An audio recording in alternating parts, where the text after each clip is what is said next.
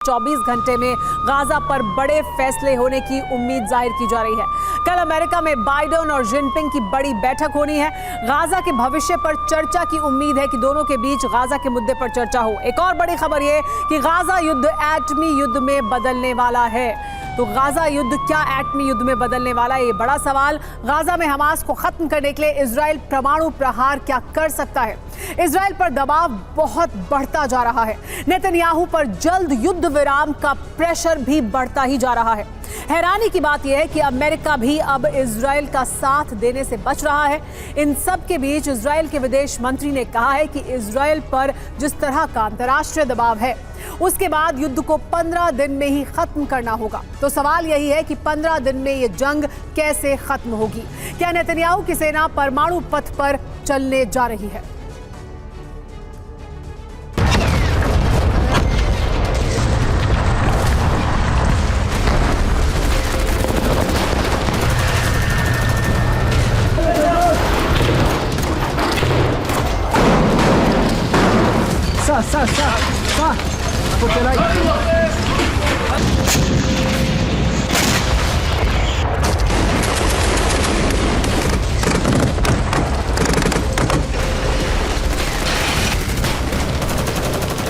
क्या युद्ध की ये आग एटमी आग में बदलने वाली है?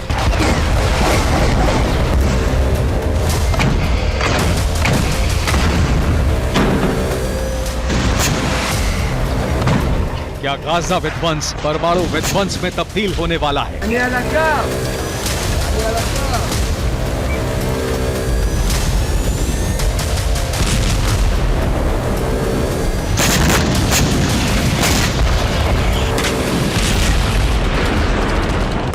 क्या 15 दिन में ऐसा विनाश होने जा रहा है जिसकी कल्पना किसी ने नहीं की है?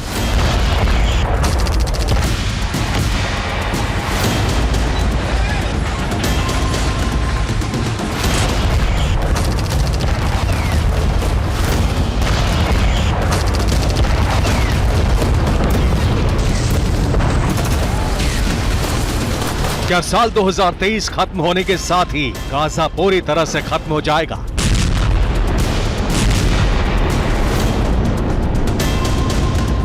क्या 2 हफ्ते बाद गाजा हिरोशिमा बन जाएगा?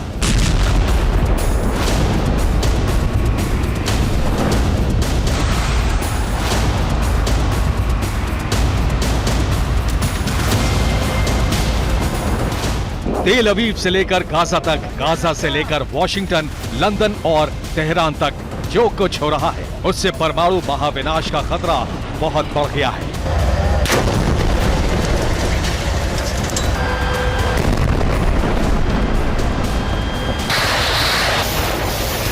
अब जो जंग हो रही है वो गाजा के भविष्य को लेकर जंग है, जिसमें ग्लोबल न्यूक्लियर करंट का आगमन हो गया है।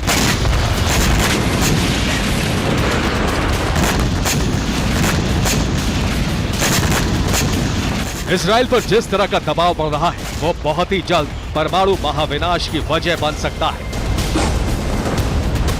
नेतन्याहू सेना गाजा में न सिर्फ विध्वंस कर रही है बल्कि लगातार आगे बढ़ती जा रही है। गाजा में अरब ने पिछले 24 घंटे में जो कुछ किया है उससे अरब विनाश का खतरा पैदा हो गया है।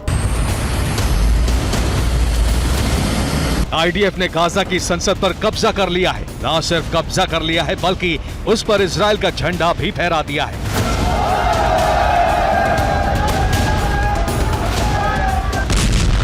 और इसी के साथ गाजा युद्ध में एटमी विध्वंस का खतरा बढ़ गया।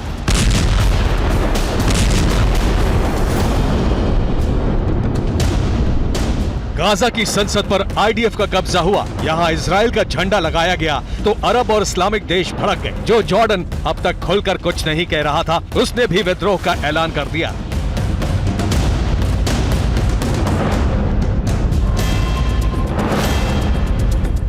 जॉर्डन ने घोषणा कर दी है कि वो गाजा पर इजरायली कब्जे का विरोध करता है। लेबनान में हमास के प्रतिनिधि ओसामा हमदान ने कहा है कि गाजा पर सिर्फ गाजा के लोगों का शासन होगा। आजादी के लिए हम बेहिसाब खून बहाने के लिए तैयार हैं।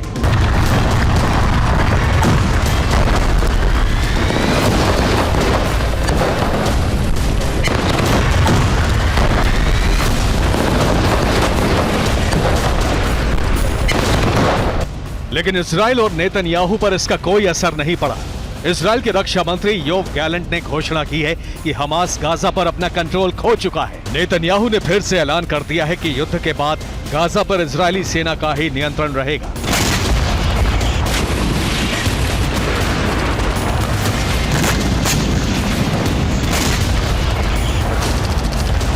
लेकिन गाजा युद्ध में उस वक्त एटमी टर्न आ गया जब अमेरिका ने नेतन्याहू के गाजा प्लान पर असहमति जता दी। अमेरिका के विदेश मंत्रालय ने बयान जारी कर जो कुछ कहा है उससे इजराइल बैकफुट पर आ गया।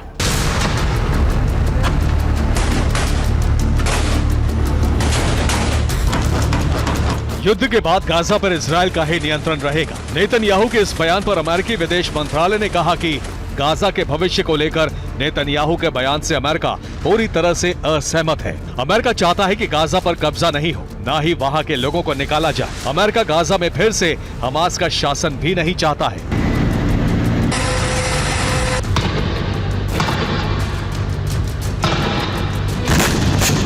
इतना ही नहीं, अमेरिका के NSA जैक सलिवन ने भी नरसंहार को लेकर जो कुछ कहा है उससे न सिर्फ इजराइल को झटका लगा है बल्कि उस पर दबाव बढ़ गया है।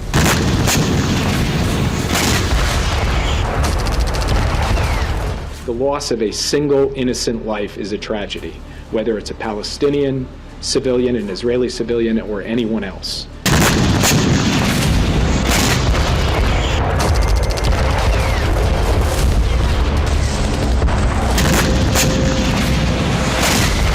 मतलब ये कि गाजा के भविष्य को लेकर इजराइल का अपना रुख है जिस पर नेतन्याहू अड़े हुए हैं, और अमेरिका का अपना रुख है जिस पर बाइडेन और उनका पूरा प्रशासन अड़ा हुआ है। इजराइल पर युद्ध विराम का दबाव इतना बढ़ गया है कि युद्ध खत्म करने के लिए वो एटम बम भी फोड़ सकते हैं।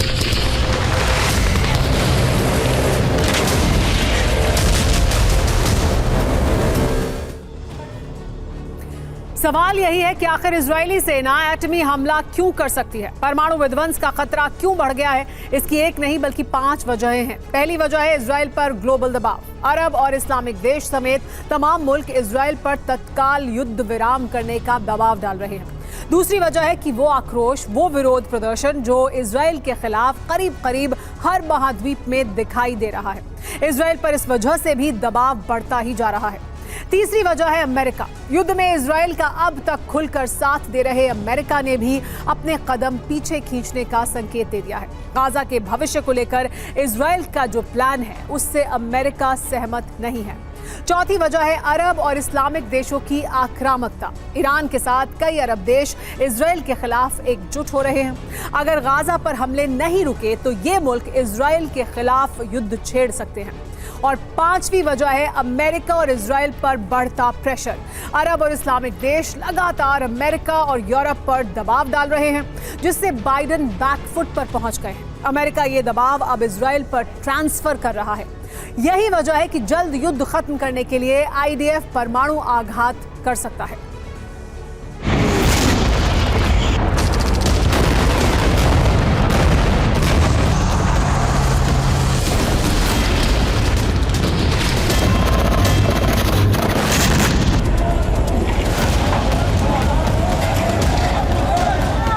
अमेरिका इजराइल के प्लान के खिलाफ खड़ा हो गया है। बावजूद इसके नेतन्याहू अड़े हुए हैं। इस बीच इजराइल के विदेश मंत्री ने बहुत बड़ा और सनसनीखेज बयान दे दिया है। ये वो बयान है जिसने एटमी विध्वंस की मुनादी कर दी है। इजराइल के विदेश मंत्री एली कोहेन ने कहा है कि इजराइल पर युद्ध खत्म करने का दबाव बहुत बढ़ गया है। अब 2 हफ्ते से ज्यादा युद्ध को खींचना असंभव है। 2 सप्ताह के अंदर हमें गाजा को लेकर अंतिम निर्णय लेना होगा।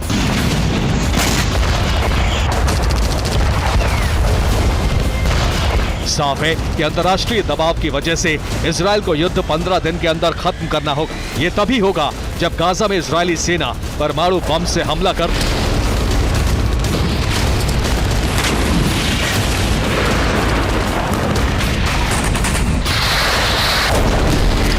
15 दिन के बाद अगर इजरायली सेना एटमी राह अख्तियार कर ले तो किसी को हैरानी नहीं होनी चाहिए।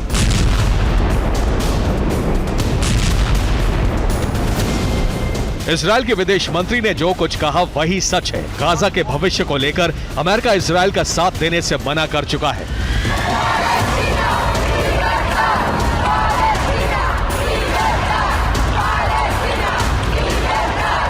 इजराइल पर अंतर्राष्ट्रीय दबाव की एक वजह वो आक्रोश है जो गाजा युद्ध के खिलाफ पूरी दुनिया में भड़का हुआ है। करीब करीब हर महाद्वीप में गाजा में इजराइल के हमले के खिलाफ जोरदार प्रदर्शन हो रहे हैं। दुनिया के तमाम देशों में करोड़ों लोग तत्काल युद्ध विराम की मांग कर रहे हैं।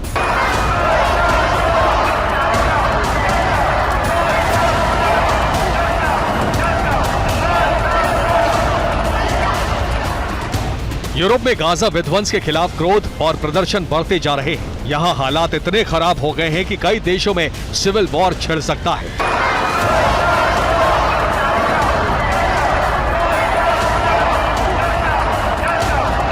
इस बात का ऐलान टेस्ला मोटर्स के सीईओ एलॉन मस्क ने किया है। मस्क ने कहा है कि यूरोप बहुत तेजी से गृह युद्ध की तरफ बढ़ रहा है।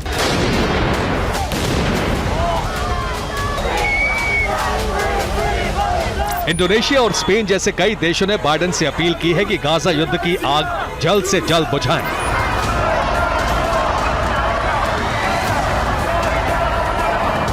इस बीच अमेरिकी राष्ट्रपति जो बाइडेन चीन के राष्ट्रपति शी जिनपिंग से मिलने वाले हैं।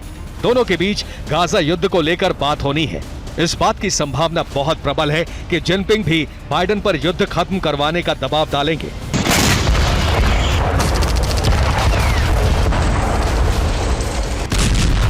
अरब और इस्लामिक देश पहले से ही आक्रामक हैं। नतीजतन अमेरिका के साथ साथ यूरोप पर भी प्रेशर बढ़ता जा रहा है।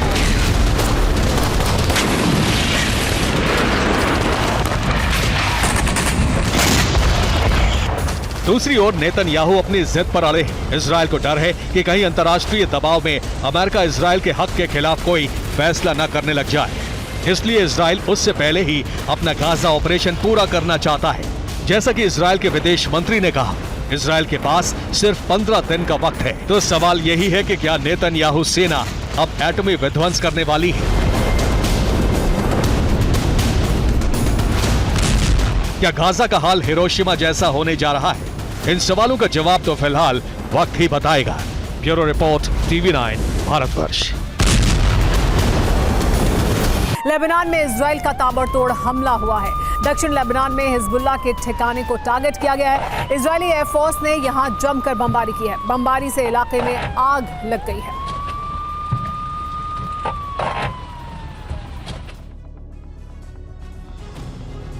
इजराइल हमास में युद्ध का 38वां दिन, अभी तक कोई परिणाम नहीं निकला।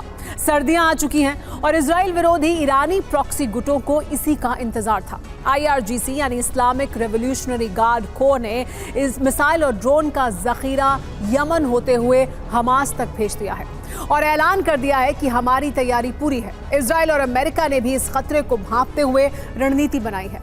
भूमध्य सागर से लेकर फारस की खाड़ी तक चक्रव्यूह तैयार कर लिया है, क्योंकि नेतन्याहू और बाइडेन के टारगेट पर ईरान है। इसका सीधा मतलब है, अगर सर्दियों में इजराइल पर हमला हुआ तो अमेरिका ईरान पर अटैक कर देगा। इसके बाद अरब सुलगेगा और महायुद्ध का बिगुल बजेगा।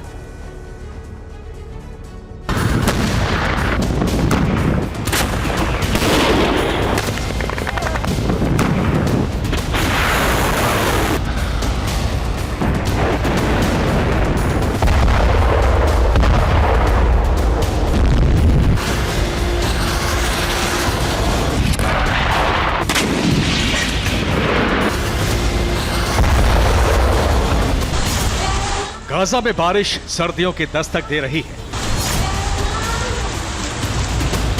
और इस दस्तक में एक ऐसा विध्वंस छिपा है जिससे पूरा मिडिल ईस्ट दहल जाएगा।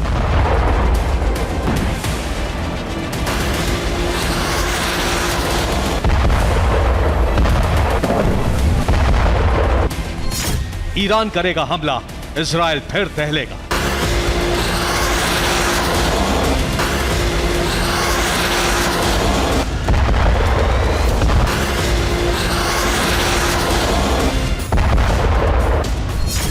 अमेरिका लेगा बदला, अब अरब जलेगा।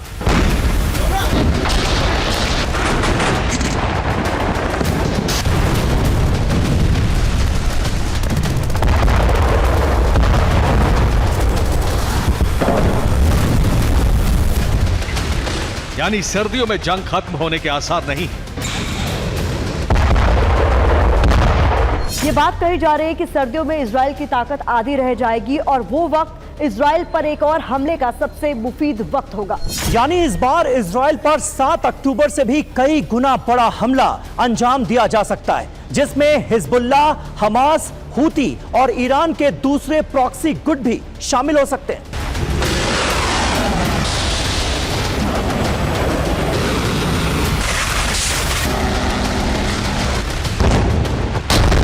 बल्कि गाजा से भी कहीं ज्यादा विनाश की आशंका है।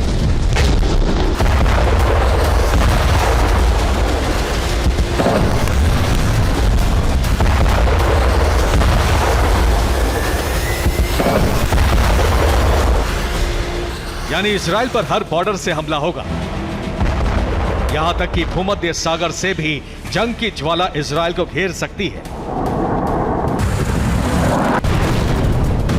इजराइल विरोधी गुट का यह सिर्फ प्रोपेगेंडा नहीं है।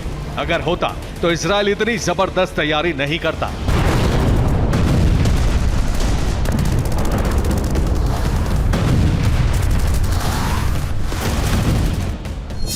हथियारों का प्रोडक्शन बढ़ा दिया है। अमेरिका से हथियार मंगाए जा रहे हैं। अगले 3 महीनों के लिए रसद सैन्य ठिकानों पर पहुंचाई जा रही है। 40,000 storm suits, 90,000 heating bags, 50,000 jackets और 1 लाख विंटर टेंट पहुंचाए जा रहे हैं। पिछले 3 हफ्तों से सप्लाई लगातार हो रही है। इसके अलावा टेक्नोलॉजी और लॉजिस्टिक डिवीजन को युद्ध स्तर पर सप्लाई करने में लगा दिया गया है। यानी इजराइल को इस बात का अंदाजा था कि जंग सर्दियों तक खींचेगी। इसके लिए उसने तैयारी पहले ही शुरू कर दी थी।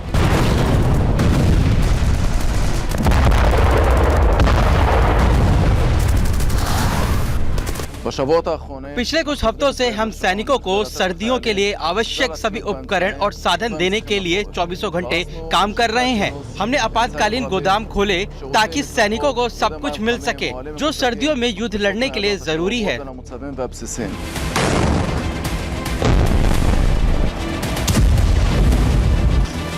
इजराइल अगर लंबे युद्ध की तैयारी में है तो ईरान से भी सिग्नल मिल रहे हैं कि वो भी पूरी तरह से जंग के लिए तैयार है। हाँ, ये अलग बात है कि वो इजराइल से सीधे तौर पर युद्ध से बच रहा है, लेकिन ईरान प्रॉक्सी गुटों को हथियार सप्लाई करने में पीछे नहीं है।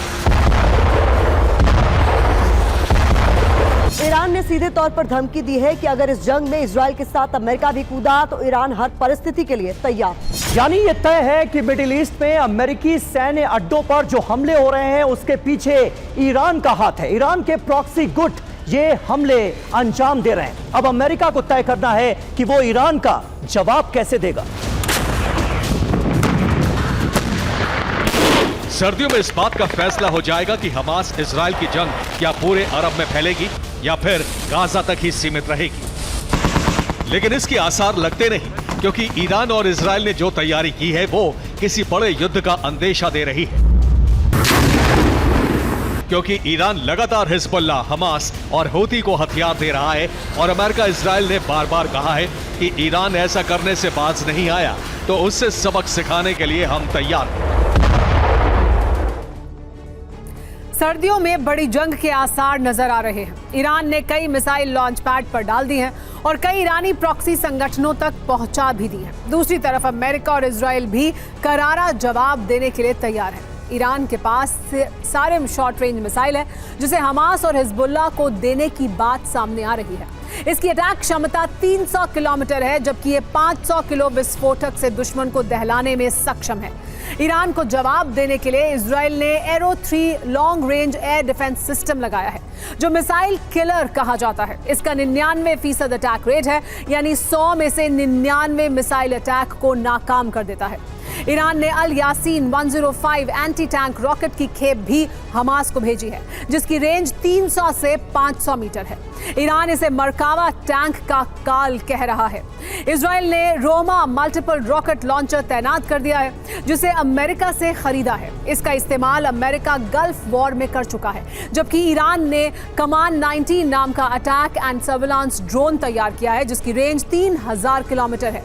यह अपने साथ 300 किलो विस्फोटक ले जा सकता है। अमेरिका ने मिडिल ईस्ट में अपने सैन्य ठिकानों को हमले से बचाने के लिए पैट्रियट एयर डिफेंस सिस्टम लगा दिए हैं। इसकी मारक क्षमता 160 किलोमीटर है।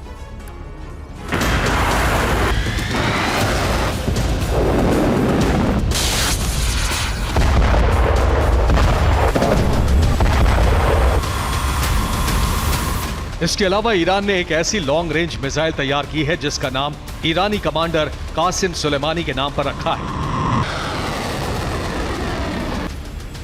Qasem Soleimani missile surface to surface और सरफेस टू एयर अटैक कर सकती है, जिसकी रेंज 1400 किलोमीटर है, जो 1800 तक बढ़ाई जा सकती है। कासिम सुलेमानी को हमास और हिजबुल्लाह को दे दिया गया है। यही वजह है कि ईरानी प्रॉक्सी गुटों की तरफ से लगातार धमकियां दी जा रही हैं कि वो इजराइल में तबाही मचाने को तैयार है। IRGC एरोस्पेस फोर्स के brigadier general Aamir Ali Hajizade ने सीधे तौर पर अपनी बढ़ती मिसाइल पावर का हवाला दिया है। हमास और फिलिस्तीन के लड़ाके एक लंबे युद्ध के लिए तैयार हैं और परिस्थितियां भी अच्छी हैं। ईरान की मदद से इजराइल को टारगेट करने के लिए मिसाइलें तैयार हैं। हमने हर परिस्थिति के लिए खुद को तैयार किया है। IRGC ऐसा संगठन है जो ईरानी प्रॉक्सी को कंट्रोल करता है। ईरानी प्रॉक्सी वो गुट है जिन्हें ईरान हर तरीके से मदद करता है। ईरानी प्रॉक्सी पश्चिमी ताकतों के खिलाफ लड़ते हैं, जिहाद का झंडा बुलंद करते हैं। इसी IRGC की मदद से हमास इजराइल पर इतना बड़ा हमला कर पाया। अभी सीधे तौर पर IRGC से इजराइल पर हमले के लिए अल कसाम ब्रिगेड और सीरिया इराक में अमेरिकी सैन्य ठिकानों पर हमले के लिए अल कुद्स, जबकि उधर लेबनान में हिजबुल्लाह को हथियार दिए जा रहे हैं। उधर यमन में सक्रिय हूती को लगातार मिसाइलें और ड्रोन भेजे जा रहे हैं। इसी वजह से इजराइल और अमेरिकी ठिकानों पर हमले तेज हो रहे हैं। सीरिया में अमेरिकी बेस अल उमर ऑयल फील्ड पर हमला ईरानी प्रॉक्सी की बढ़ती ताकत का नतीजा है। 7 अक्टूबर से लेकर अब तक अमेरिकी ठिकानों पर करीब 52 हमले हो चुके हैं, जिससे अमेरिका बौखलाया हुआ है। अमेरिका ने अपने सैन्य ठिकानों पर पैट्रियट डिफेंस सिस्टम लगा दिए हैं। दूसरी तरफ भूमध्य सागर में वॉरशिप की तैनाती कर दी है, जबकि फारस की खाड़ी में एयरक्राफ्ट कैरियर आइजनहावर को भेज रहा है, जो महज 300 किलोमीटर दूर है। यानी अमेरिका ईरान की घेराबंदी करके उसे काबू करना चाहता है। अगर ईरान जिहादी गुटों को हथियार सप्लाई करेगा तो अमेरिका इजराइल के साथ मिलकर उसका काम तमाम कर देगा, और ऐसा इसी सर्दियों में हो सकता है।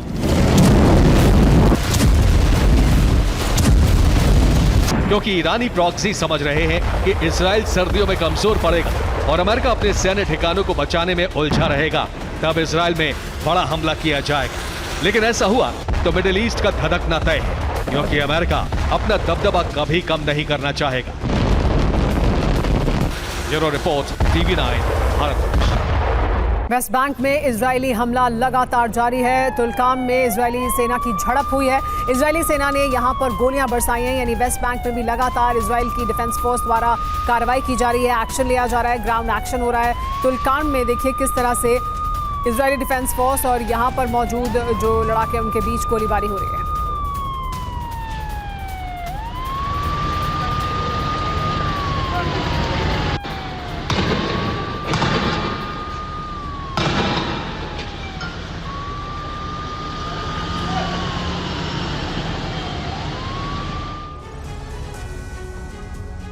इजराइल की जेलों में इस वक्त 4000 से ज्यादा फिलिस्तीनी बंद हैं, मगर हमास को सिर्फ एक शख्स की फिक्र है। इस शख्स का नाम है इब्राहिम हमाद। हमास ने साफ कर दिया है कि जब तक इब्राहिम हमाद को आजाद नहीं किया जाएगा, तब तक 250 बंधकों की रिहाई पर कोई बात नहीं होगी।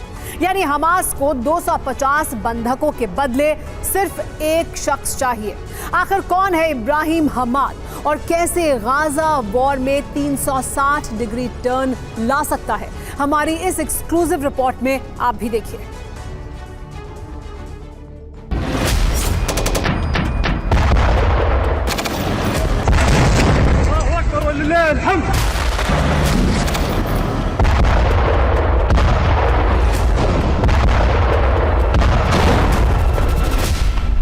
तारीख 9 मार्च 2002, जगह कैफे मोमेंट रेस्टोरेंट यरूशलेम, वक्त रात के करीब 10 बजे।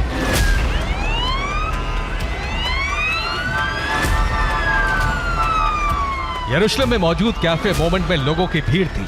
आम इजरायली अपने परिवारों के साथ डिनर कर रहे थे। तभी एक जोरदार ब्लास्ट होता है। विस्फोट इतना जबरदस्त था कि पूरे रेस्टोरेंट के परखच्चे उड़ गए।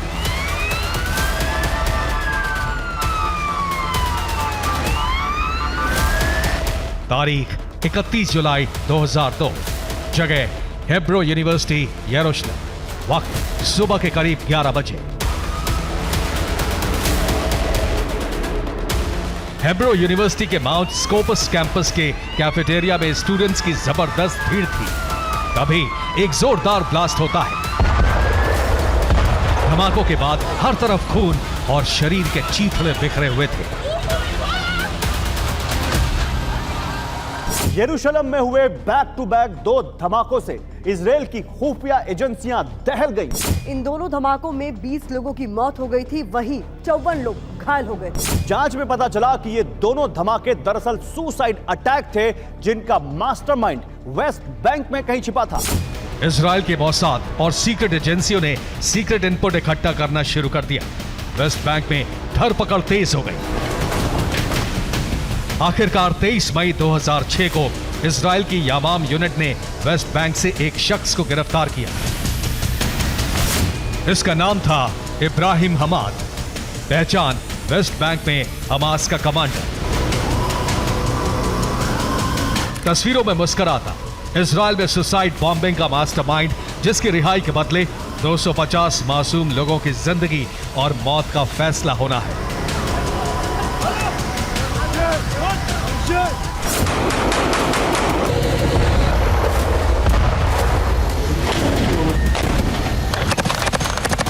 एक महीने से जिन 250 बंधकों की तलाश में इजराइल के जवान गाजा की खाक छान रहे हैं, हमास के ठिकानों को तबाह कर रहे हैं, सुरंगों को खंगाल रहे हैं, उन बंधकों की रिहाई अब सिर्फ एक शख्स पर निर्भर करती है। ये वही इब्राहिम हमाद। जी हां, हमास ने साफ कर दिया है कि बंधकों के बदले हमास को इब्राहिम हमाद चाहिए, उसकी आजादी चाहिए।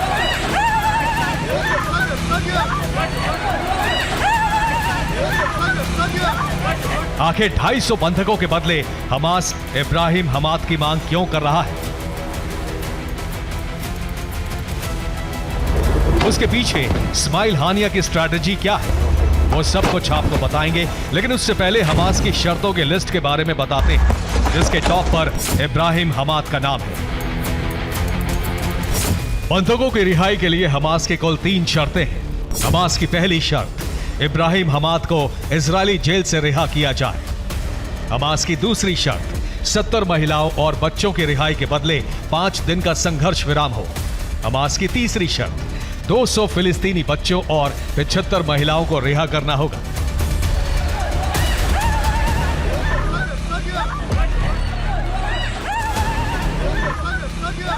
वॉशिंगटन पोस्ट की एक रिपोर्ट के मुताबिक दूसरी और तीसरी शर्त पर इजराइल हामी भर सकता है, लेकिन इब्राहिम हमाद को लेकर इजराइल अड़ा हुआ है। रिपोर्ट्स के मुताबिक इजराइल हमाद को किसी भी हाल में रिहा नहीं करना चाहता।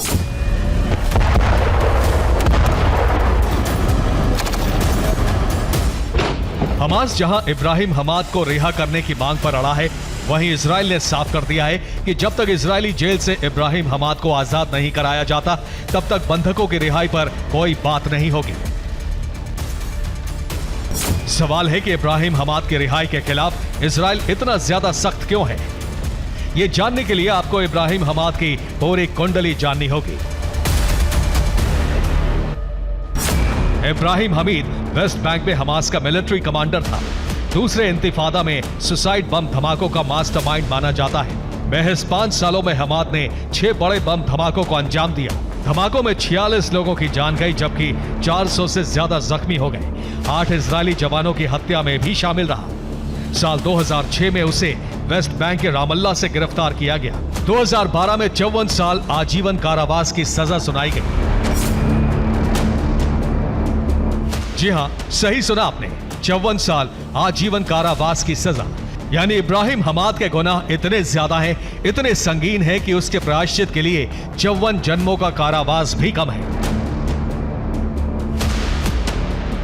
अब हमास बंधकों के बदले इसी इब्राहिम हमाद को आजाद करवाना चाहता है। इब्राहिम हमाद के साथ ही हमास ने हमास के रणनीतिकार शेख जमाल ताबील, फिलिस्तीनी विधान परिषद के सदस्य हातिम कफीशा और हमास के को फाउंडर हसन यूसुफ को भी रिहा करने की मांग की है।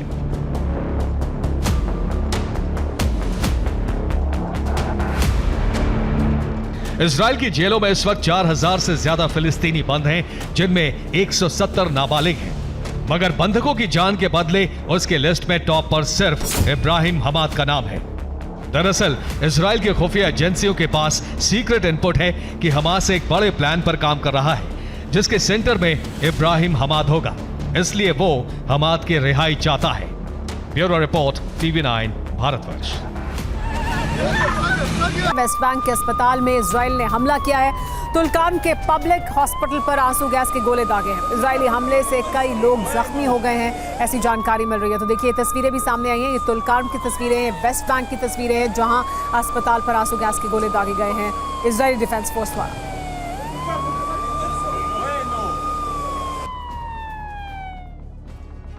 गाजा में अस्पतालों के सामने बहुत बड़ा संकट खड़ा हो गया है। एक तरफ कहा जा रहा है कि 48 घंटे में गाजा के सभी अस्पताल ईंधन की कमी की वजह से बंद हो जाएंगे, लेकिन दूसरी तरफ गाजा के अस्पतालों को लेकर हैरान करने वाली जानकारियां भी सामने आ रही हैं। इजरायली सेना जो दावा कर रही है और जो सबूत दिखा रही है, उसके मुताबिक गाजा में अस्पताल के नीचे बनी सुरंगों में हमास का सीक्रेट अड्डा है। अस्पताल की सुरंगों में हमास के कंट्रोल रूम के अलावा बंधकों को रखने की जगह भी है। हथियारों का भारी जखीरा और बड़ी मात्रा में विस्फोटक भी मिले हैं इजरायली डिफेंस फोर्स के हवाले से।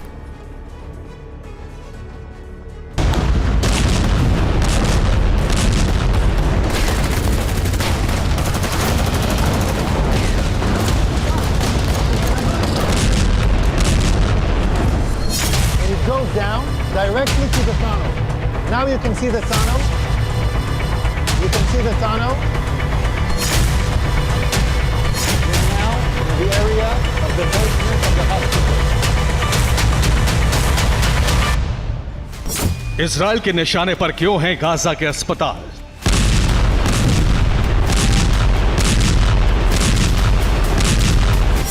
हमास ने अस्पतालों को कैसे बनाया अपना सेंटर?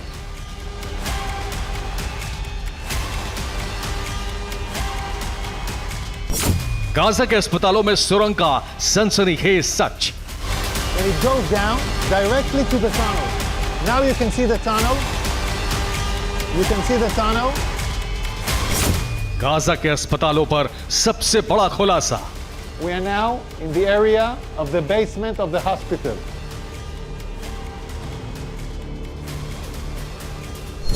गाजा के अस्पतालों के पास भी इजराइल के बम बरस रहे।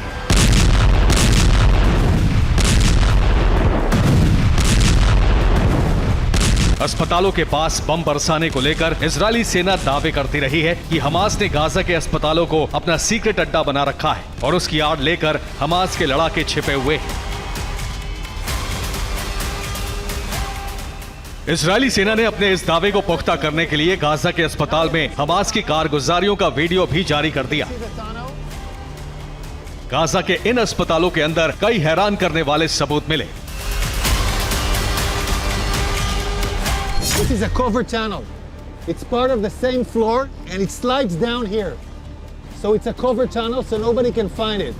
This is Rantisi Hospital. And this is the place where I showed you the tunnel. I want you to see. Israeli सेना के प्रवक्ता डैनियल हगारी रंतीसी अस्पताल में सुरंगों के अंदर भी पहुंचे। We are now in the area of the basement of the hospital. Hagari ने दावा किया कि अस्पताल के अंदर इन्हीं सुरंगों के अंदर हमास के लड़ाके छिपे हुए थे। I want to show you an operational tunnel. The tunnel is built with electricity. We first saw the solar panels, then the electricity goes here and it goes down directly to the tunnel. Now you can see the tunnel. You can see the tunnel. The tunnel is let down more than 20 meters down. The rowboat found a door that is bulletproof. It's explosive proof, so it looks like a hard evidence, a clear evidence that the hospital direction is connected. Israeli सेना ने दावा किया कि Hamas ने Gaza के अस्पतालों में basement के अंदर टनल यानी सुरंगें बना रखी हैं।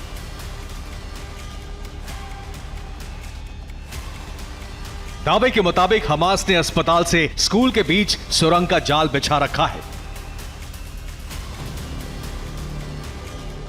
इजरायली सेना की स्पेशल यूनिट ने गाजा के रंतीसी अस्पताल के अंदर इस सनसनीखेज ऑपरेशन को अंजाम दिया। जब अस्पताल के अंदर सुरंगों को खंगाला गया तो वहां हमास का कमांड सेंटर देखा। हमास के अत्याधुनिक हथियार मिले, AK-47 असॉल्ट राइफल से लेकर बम बारूद का बड़ा जखीरा मिला। इसके अलावा बाहर निकलने के लिए सुरंगें, हमले के लिए सुरक्षित पोजीशन, बुलेट प्रूफ दरवाजे, बंधकों को रखने की जगह और IDF पर हमले से जुड़े दस्तावेज भी मिले। इन्हीं सुरंगों में हमास ने बंधकों को रखा था। साथ ही हमास के लड़ाके 7 अक्टूबर को इजराइल पर हमले के बाद लौटकर यहीं छिपे हुए थे।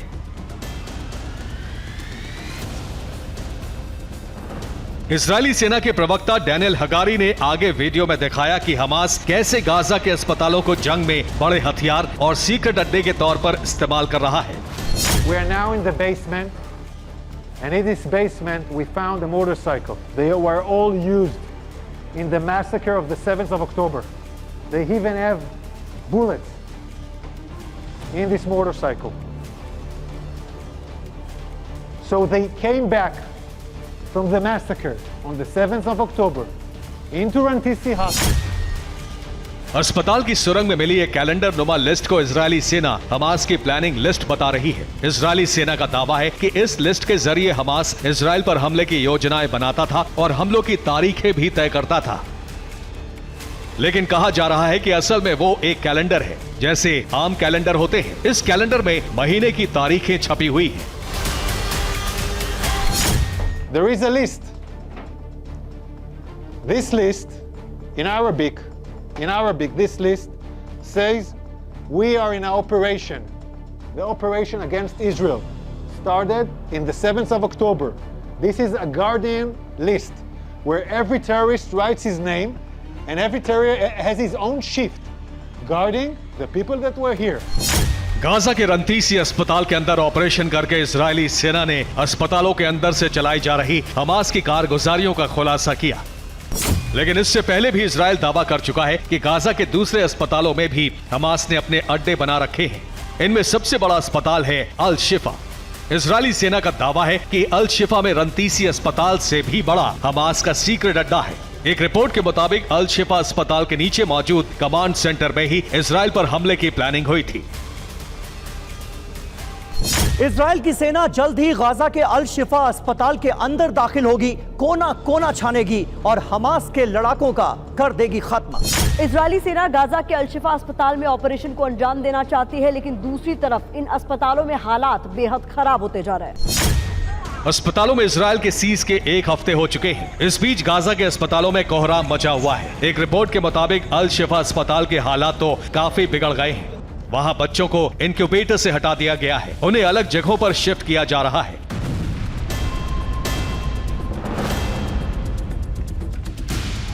अस्पतालों में ईंधन की किल्लत ऐसी है कि अस्पताल बंद होने की कगार पर है।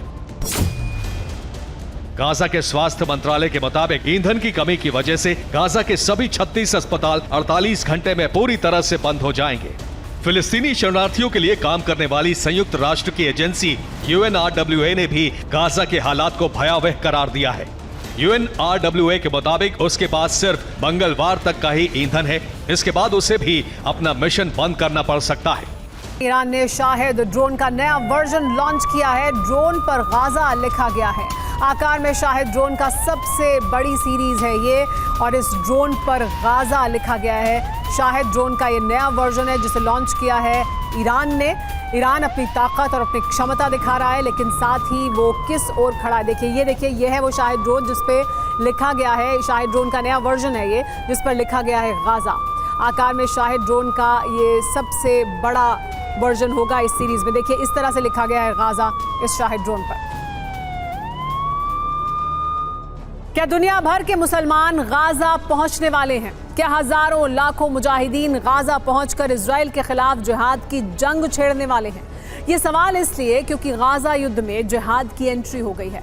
लीग ऑफ मुस्लिम स्कॉलर ने दुनिया भर के मुसलमानों से इजराइल के खिलाफ जिहाद वाली जंग छेड़ने का ऐलान किया है। तो सवाल यही है कि क्या अब विनाश का वो दौर शुरू होने वाला है जिसका डर है?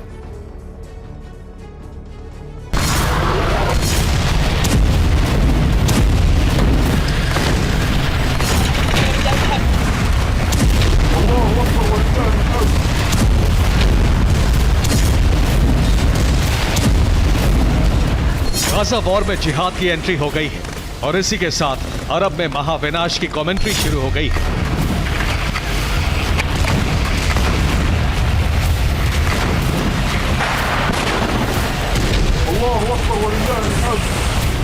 गाजा युद्ध की आग और भी भयावह होने वाली है।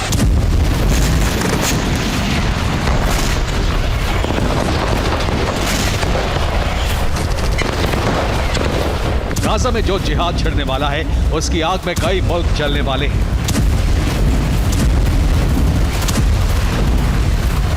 जी हां, दुनिया के मुसलमानों से गाजा की जंग में शामिल होने की अपील कर दी गई है। यह appeal league of Muslim scholar ने की है। इसने गाजा जंग को जिहाद बताया है। सबसे पहले लीग ऑफ मुस्लिम स्कॉलर का बयान सुनिए। हम दुनिया भर के सभी मुसलमानों से अपील करते हैं कि वो गाजा की जंग में शामिल हों। ये जंग जिहाद की जंग है। फिलिस्तीन को बचाना हम सबकी जिम्मेदारी है। अब वक्त आ गया है जब गाजा में हर तरफ से मुजाहिदीन दाखिल हों। इस वक्त गाजा के लोगों को मुजाहिदीनों की जरूरत है। गाजा के लोगों का साथ दें। इस तरह गाजा के जंग में जिहाद की एंट्री हुई तो इजराइल क्रोध से भर गया। इजराइल के प्रधानमंत्री बेंजामिन नेतन्याहू जंग लड़ रहे अपने जवानों से मिलने पहुंचे तो ऐलान कर दिया कि युद्ध तब तक जारी रहेगा जब तक हमास का खात्मा नहीं हो जाता। इजराइल युद्ध विराम की घोषणा नहीं करेगा। ये युद्ध जल्दी खत्म नहीं होने वाला है। नेतन्याहू ने यह ऐलान किया और इसी के साथ इजरायली सेना के भीषण हमले शुरू हो गए। खान यूनुस में इजराइल की शिन बेट ब्रिगेड ने भीषण हमला कर हमास के पूर्व इंटेलिजेंस चीफ को खत्म कर दिया। आईडीएफ ने जबालिया कैंप पर भी जबरदस्त हमला किया। उत्तरी गाजा में रात के अंधेरे में इजराइल ने कई बम गिराए। गाजा में इजरायली सेना को हमास का टनल दिखा तो उसे मिसाइल मारकर तबाह कर दिया गया। सामारिया में आईडीएफ ने हमास से जुड़ी इमारत को तबाह कर दिया। पहले भीषण गोलीबारी हुई, फिर इमारत को उड़ा दिया गया। हमले में हमास के कई लड़ाके मारे गए।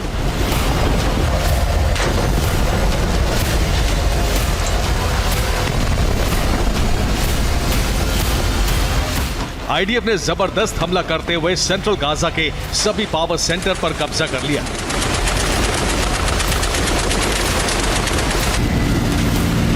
आईडीएफ अब गाजा में सरकारी इमारतों, संसद और हेडक्वार्टर्स को तबाह कर रही है। खान यूनिस में इजरायली सैनिकों ने इस तरह से धावा बोला। हमास भी मिसाइल और रॉकेट से लगातार पलटवार कर रहा है। इसके साथ ही हमास के लड़ाके गाजा की धरती पर इजराइल से भीषण ग्राउंड जंग भी लड़ रहे हैं।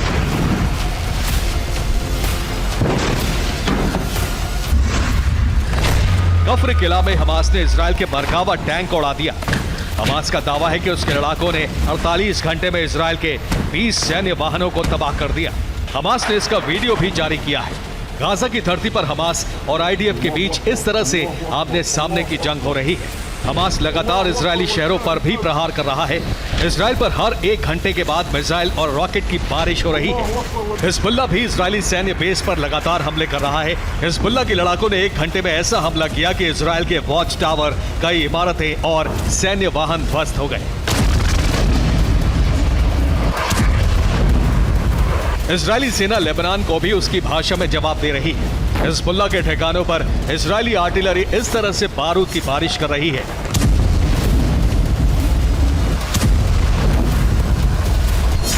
हमास, हिजबुल्लाह और हूती इजराइल के खिलाफ 3 फ्रंट पहले से ही खुले हुए हैं, लेकिन अब इस जंग में जिहाद की एंट्री हो गई है। बहुत संभावना है कि आने वाले वक्त में इजराइल के खिलाफ कई और फ्रंट खुल जाएं। अगर ऐसा हुआ तो तीसरा विश्व युद्ध कोई नहीं टाल पाएगा।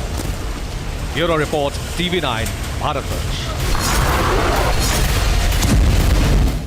गाजा रण के बीच इजराइल लेबनान का बॉर्डर भी धधक रहा है। हिजबुल्लाह और आईडीएफ के बीच बारूदी वर्षा तेज हो गई है। हिजबुल्लाह ने अब इजरायली शहरों को भी टारगेट करना शुरू कर दिया है। ऐसे में ईरान 2 फ्रंट वॉर में फंसता जा रहा है। ईरान ने इजराइल को धमकी दी है कि अगर गाजा पर हमले नहीं रुके तो उत्तर से इजराइल का विनाश शुरू हो जाएगा।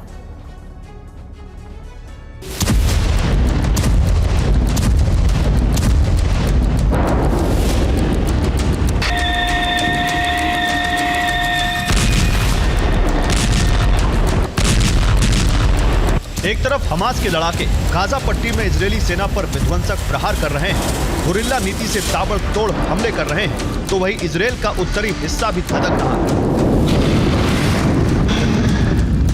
यहाँ लेबनान का हिजबुल्लाह संगठन इजरायल के लिए मुसीबत बना हुआ है। इजरायल फोर्स पर ताबड़तोड़ अंदाज में हमले कर रहा है।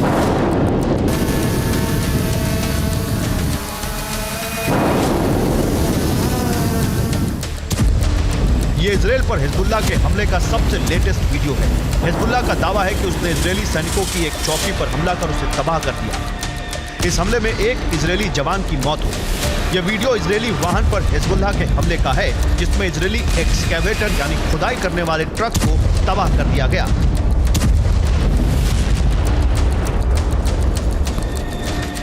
हिजबुल्लाह ने इजरायल के मलकिया रीजन की तरफ भी कई रॉकेट दागे। हमले में आईडीएफ की 2 पोस्ट तबाह कर दी गई।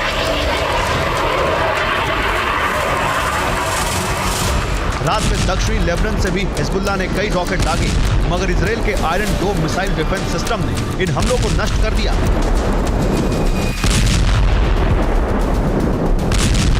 हर बीतते दिन के साथ लेबनान इजरायल बॉर्डर पर जंग तेज होती जा रही है। ईरानी ड्रोन्स और रॉकेट्स की मदद से हिजबुल्लाह लड़ाके इजरायली बॉर्डर पर कहर बरपा रहे हैं।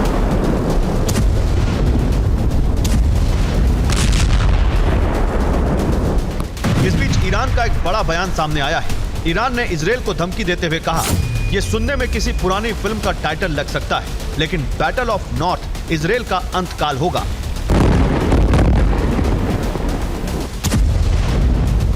ईरान का संदेश इजरायल के उत्तरी बॉर्डर पर जारी हिजबुल्लाह के हमलों को लेकर है, जो हर दिन और ज्यादा विध्वंसक और ज्यादा भीषण होते जा रहे हैं।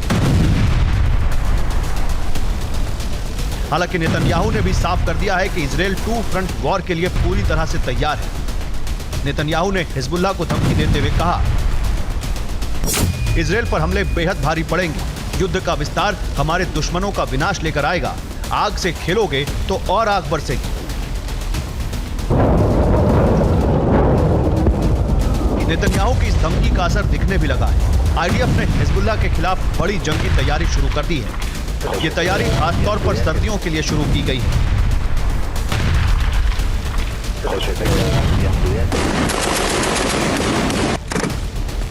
सिर्फ इतना ही नहीं, हिजबुल्लाह पर हमलों को लेकर भी आईडीएफ का बड़ा बयान सामने आया है, जिसके मुताबिक अब तक के हमलों में आईडीएफ ने हिजबुल्लाह के 200 लड़ाकों को ढेर करने का दावा किया है।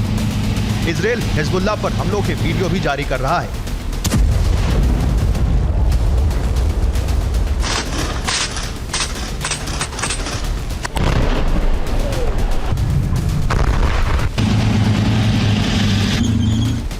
यह वीडियो दक्षिणी लेबनान का बताया जा रहा है, जहां इजरायल ने एयर अटैक कर हिजबुल्लाह के सबसे बड़े रॉकेट लॉन्च सेंटर को तबाह करने का दावा किया। दक्षिणी लेबनान के आइनाटा शहर पर भी इजरायल ने हमला किया। आईडीएफ के हमले में कई इमारतें तबाह हुई हैं। दक्षिणी लेबनान में मौजूद हिजबुल्लाह के वेपन डिपो और कमांड सेंटर को भी बारूद बरसाकर इजरायल ने बर्बाद कर दिया।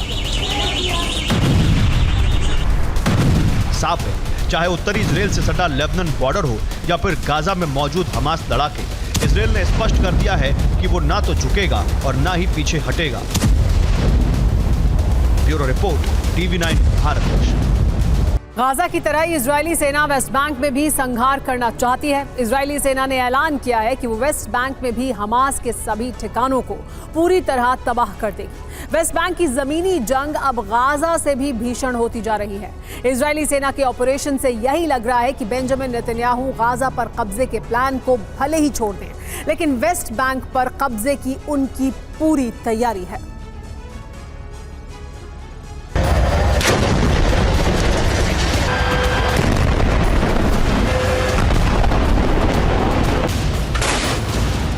गाजा के बाद वेस्ट बैंक में बारूदी जलजला दहला रहा है। इजरायली सेना की वेस्ट बैंक पर भी कब्जे की पूरी तैयारी है। वेस्ट बैंक में भी इजरायल गाजा की तरह ही बड़ा ऑपरेशन चला रहा है।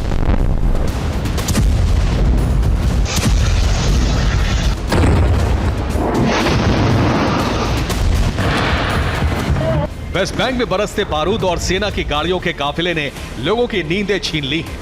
हर वक्त हमले, बमबारी, फायरिंग, झड़प और टकराव ने वेस्ट बैंक की हालत गाजा जैसी ही बना दी है। वेस्ट बैंक में सबसे भीषण जंग तुलकार्म में छिड़ी हुई है। तुलकार्म में इजरायली सेना ने पिछले 24 घंटों में बड़ा ऑपरेशन चलाया, जिसमें इजरायल के वॉर बुलडोजर सब कुछ तहस नहस करने पर आमादा है। लेकिन तुलकार्म में फिलिस्तीनी समर्थक लड़ाकों ने इजरायल के D9 बुलडोजर को उड़ा दिया।